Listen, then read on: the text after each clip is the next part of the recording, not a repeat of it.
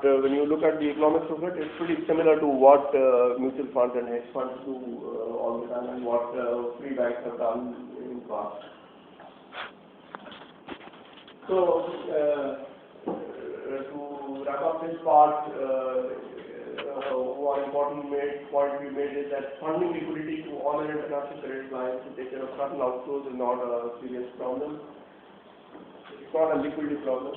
The IMF need not and cannot act as the lender of last resort because it doesn't have money and it cannot issue its currency. It's not like a central bank, so it is different. So there is a funding constraint on IMF, but it's not required. Instead, it can and needs to provide international credit lines and on a large scale. Credit lines is an important place, and this bit which you mentioned earlier, it is just that foreign exchange reserves are familiar, which is why we didn't spend time on that. But the point of spending more time on credit lines was not to say that credit lines are proportionately that much more important than foreign exchange reserves. That is not what is being said. It is, of course, it is natural to spend more time explaining what is less familiar.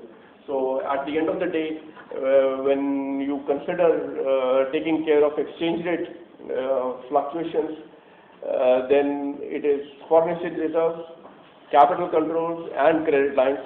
And the mix would depend on case to case, the situation. It's like diversifying the portfolio in a way. That also.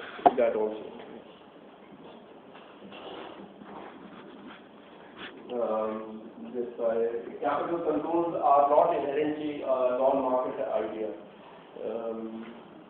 It's important to understand this.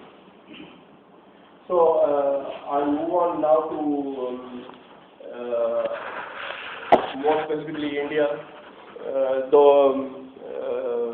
When I talk about credit lines, there was an implicit thing for India and sometimes explicit as well. So, before I come to this slide, so let us look at the Indian situation. The Indian situation at the moment is that the current account deficit is high. It's about 5% of GDP, which means that the imports are more than exports and to the order of 5% of GDP.